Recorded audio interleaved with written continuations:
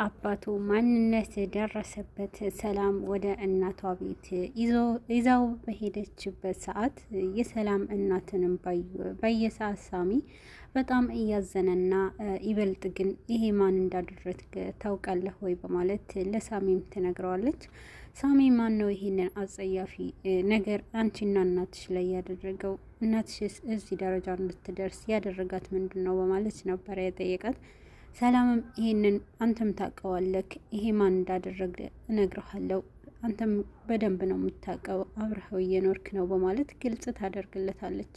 ሰላም እያልሽኝ ያለሽው ነገር ግልጽ አይደለምና ምን እያልሽኝ ነው በማለት ነበረ የጠየቃት። ሰላምም የኔ የእንጀራ አባት ያንተ ግን አባቴ ነው ብለህ የምትጠራው ሰው ነው በማለት እውነቱን ትነግረዋለች። ሳሚን በዚህን ሰዓት ምን እያልሽኝ ነው የምትይኝ ነገር ግን ታውቆሻል እንዴ በማለት በድንጋጤ ይጠይቃታል። ሰላምም አዎ አባትክ ነው ይህንን ያደረገው፣ አቶ ግርማ ነው ይሄ አጸያፊ ነገር እናቴም ላይ እኔም ላይ ያደረገው ትለዋለች። ሳሚ በድንጋጤ ይቆምና ይህንን ማመን አልችልም፣ ምንድን ነው የምሰማው በማለት ጭንቅላቱ ይዞ ነበረ የተቀመጠው።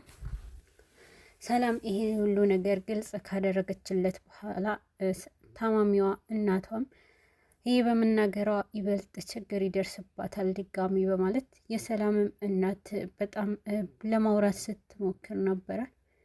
ሳሚ ነገሩ ሁሉ ከቁጥጥር ውጭ ሆኖ ይህንንማ እኔ ዝም ብዬ ማለፍ አልችልም፣ እንዴት እንዲህ ያደርጋል? እንዴት እስካሁን ድረስ ዝም ልትይኝ ችለሻል? እንዴት እስካሁን ድረስ ከአውሬ ጋር እንድኖር እንዴት ፈረድሽብኝ? ሰላም ለምን አልነገርሽኝም? በማለት ሰላም ላይ በቁጣ ያወራታል። ሳሚም ይሄ ነገርማ ዝም ብዬ አላየው፣ እንዴት እንዲህ ከሱ ጋር እንድኖር ይኸውልህ ፈረድሽብኝ በማለት ሰላም ላይ ሲቆጣት ከቆየ በኋላ ሳሚ ይህንን ነገር እኮ ዝም ብዬ መናገር ስለማልችልና እንዴትስ ብዬ ልነግርህ እችላለሁ፣ ቀላል እንዳይመስልህ ብላ ለማስረዳት ትሞክራለች። የሰላም አክስት አሁን ፍትህ ማስገኘት አለባችሁ በማለት ለሳሚም ትነግረዋለች። ሰላምም ካሁን በኋላ እኔም አንተም ቀስ ብለን የምናገኘውን ነገር ይህ ምንም እንዳልተፈጠረ አስበክ ሁሉንም አንድ በአንድ ሁለታችንም ተመካክረን እናደርጋለን ትለዋለች። በዚህን ጊዜ አሁንም ቢሆን ሳሚ እኔ ይሄንን ላልፈው አልችልም፣ መረጋጋት አልችልም፣ አንቺና እናትሽ ላይ ያደረሰውንም እሱን እኔ ዋጋውን እሰጠዋለሁ፣ በሞተችው እናቴ ስም እምልልሻለሁ እያለ ለሰላም ቃል ይገባላታል። ግን ደግሞ እናቴ ለካ ለዚህ ነው ተቃጠልኩ ስትለኝ የቆየችው፣ እናቴን እየተቃጠልኩ ነው ስትለኝ በጨጓራ ህመም የሞተች መስሎኝ ነበረ፣ ለካ እሱ እያቀጣላት ነበረ በማለት ሳሚም አሁንም ቁጭት ውስጥ ይገባል። እስካሁን ድረስ ለእናቴም አልደረስኩላትም፣ ግን ካሁን በኋላ አንቺና እናትሽ ላይ ላደረገው ነገር እኔ አንቄ ራሴ ገለዋለሁ በማለት በንዴት ጥፎ ይወጣል። በዚህን ሰዓት ሰላምም ሳሚ ጠብቀኝ እያለች ትከተለዋለች። ሳሚ ግን አሁንም ቢሆን ሳይሰማት እየሄደ ነበር። ሳሚ እኔን ጠብቀኝ፣ ቀስ ብለን ነው ተረጋግተን ማድረግ ያለብን እንጂ እንዲህ በሩጫ በችኮላ አድርገን የትም አንደርስም በማለት እንዲረጋጋ ታደርገዋለች። ሳሚ ግን አልረጋጋም፣ እንዴት ብዬ ነው ይህንን ነገር ሰምቼ ዝም ብዬ የሚቀመጠው? እንዴትስ ብዬ ያስችለኛል? በማለት ይነግራታል። በዚህ መሀል ማድረግ ትችላለህ፣ ለእናቴ እንባ ስትል እናቴ እዛ አልጋ ቁራኛ ሆና በእንባ የምታደርገውን በጸሎታ ይዣለሁ በማለት ትለምነዋለች። ሳሚም ይሄ ነገር እንዴት ነው ታዲያ? እንዴትስ ብዬ ይህንን ችዬ ልቀመጥ? እኔ ሂጄ ሁሉንም ነገር አስተካክላለሁ ይላታል። ሳሚም ይሄ ነገር ሳሚ እንደዛ ቀላል አይደለም፣ የእናቴ ህይወት አያሳዝንህም ወይ? ፍትህ ማስገኘት አለብኝ። ይሄ ሁሉ ነገር እኔ እስካሁን ድረስ የደከምኩበትንም ባዶ ነው የምታስቀረው፣ ዜሮ ታስቀርብኛለክ። አሁን ዝም ብለክ የምልህን ነገር ስማኝ፣ ምንም እንዳታደርግ በማለት ሰላምም ለሳሚ ታስቀረዋለች። ሳሚ በዚህን ሰዓት እሺ ያልሽኝን አደርጋለሁ፣ ግን ደግሞ አሁንም ቢሆን ውስጤ ማረጋጋት አልችልም በማለት ለሰላም ቃል ይገባላታል። ታውቃለክ እኔ እናቴ በዚህ ደረጃ እያየሁኝ ይሄ ሁሉ ነገር ችዬ የተቀመጥኩት እኔ የምፈልገውን ነገር ፍትህ ለማስገኘት ነው በማለት ሳስረዳዋለች።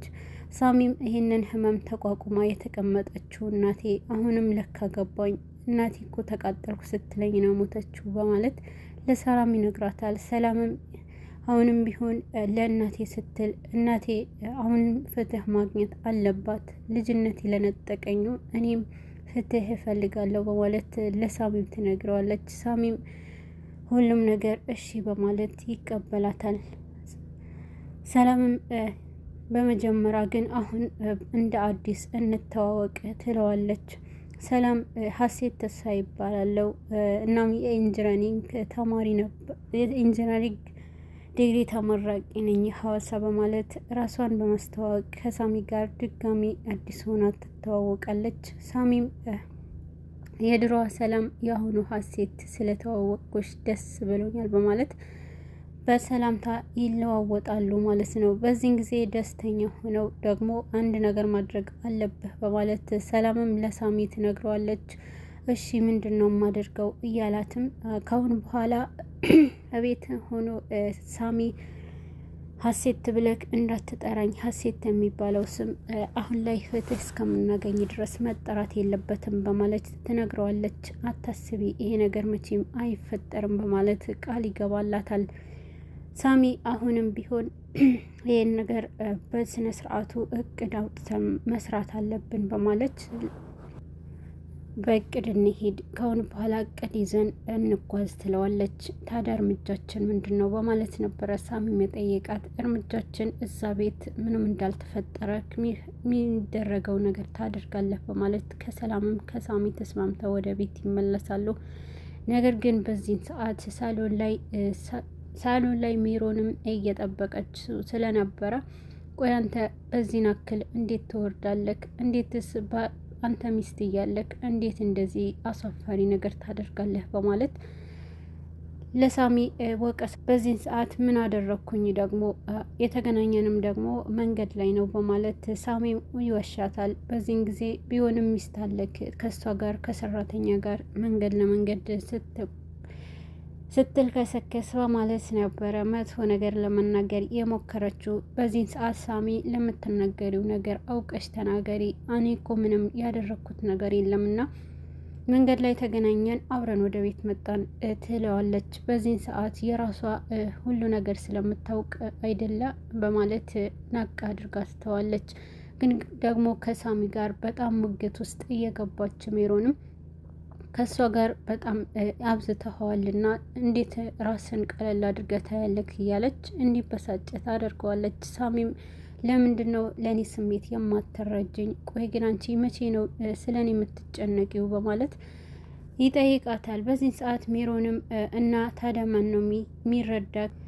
ግን ደግሞ ሳሚ ንዴት ውስጥ ገብቶ ስለነበረ በአባቱ በሰማው ነገር ላይ አሁንም ቢሆን ያበሳጨህ ነገር አልገባኝም፣ በጣም ንዴታዊ ሆነሃል፣ ስሜታዊ ሆነህ ነው የምታወራው እያለች ትጠይቀዋለች። ግን ደግሞ ምንም የተበሳጨሁት ነገር የለም ብቻዬን ተወኝ ያላት ልትተወው አልቻለችም። ሜሪ ከጆሲ ጋር በጣም እየተፋጠጠች ና ጆሲም እሷን እያዳመጠ ይበልጥ ደግሞ ሜሮንም ብሬንም ትመልሳለክ እንደዚህ የደበደብከኝንም ብላ ስትዘት ይሰማታል።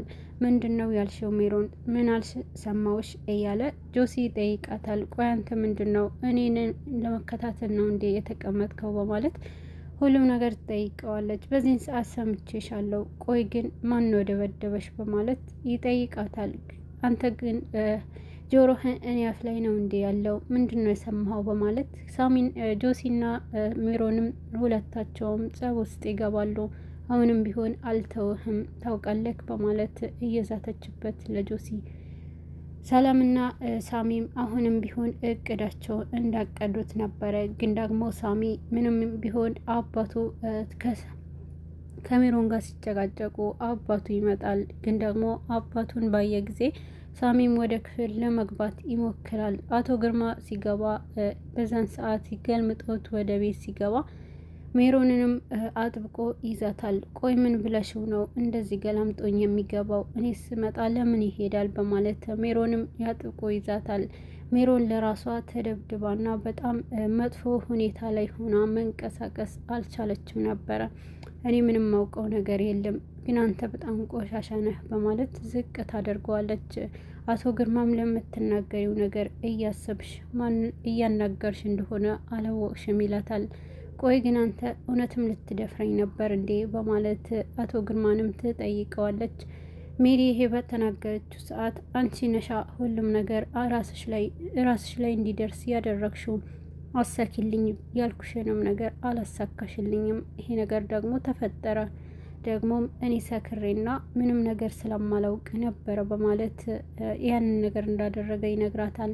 ግን ደግሞ ሜሮን አንተ ግን በጣም ቆሻሻ ነክ፣ እንዴት እንደዚህ እኔን ዝቅ አድርገህና እኔንም እንደዛ ለማድረግ ትሞክራለህ፣ በጣም ታሳፍራለህ እያለች መሳደቧን ትቀጥላለች። ግን ደግሞ አቶ ግርማ ይሄንን በሰማ ሰዓት ነገሩ አንቺ ግን አፍሽን ዝጊ፣ ግን ይሄንን ታዩና ምን ብለሽው ነው አሁን ይሄንን እኔ ስመጣ ገልምጦ የሚገባው በማለት ይይዛታል። በዚህን ጊዜ እኔ ምንም ልለው አልቻልኩም፣ ምንም አላልኩትም እና ደግሞ አንተ ራስህን ርቀትህን ጠብቅ በማለት ከሷ እንዲርቅ ታደርገዋለች። ግን ደግሞ ይሄ ነገር ከሰላም ጋር አብረው እንደነበሩ አሁን ነው መጡት እያለች ትነግረዋለች። በዚህን ሰዓት ለካ እሷ ናታ ይሁን ነገር ብለዋለች በማለት እየጦፈ ወደ ሰላም ይሄዳል። ሰላምን በጣም ተክዛና ጋደም ብላ ነበር። አቶ ግርማ በዚህን ሰዓት ቆይ አንቺ ግን ምን ብለሽው ነው በዚህ ነክል እንደዚህ ፊቱ ያጠቆረብኝ በማለት ይጠይቃታል። ከማገር ምንድነው ለማንስ ምንድነው ምለው ብትለውም ለሳሚናዋ ሳሚን ምን ብለሽው ነው አንቺ ቆሻሻ እያለ ሲሰድባት ሳሚን በንዴት ወደ ክፍሉ በመምጣት ማንን ነው አንተ ቆሻሻ የምትለው ብሎ ፊት ለፊቱ ይጋፈጠዋል። ሳሚ ስሜታዊ ሆኖ ነገሩን ሊያበላሸው ይሞክራል። በዚህ ሰዓት አንተ ደግሞ ምን አገባክ? ለምንድን ነው ሁሉም ቦታ እንደርጎ ዝም ጥልቅ የምትለው በማለት አቶ ግርማ ለሳሚም በጣም መጥፎ ነገር ለማድረግ ይሞክራል። አንተ ምንም ቢሆን እኮ አባትሽ ነኝ፣ ዝቅ አድርገህ እንዳታየኝ እያለው አንተ አባቴ አይደለህም በማለት ሳሚም ምን ሁሉንም ነገር ለማበላሸት ይሞክራል።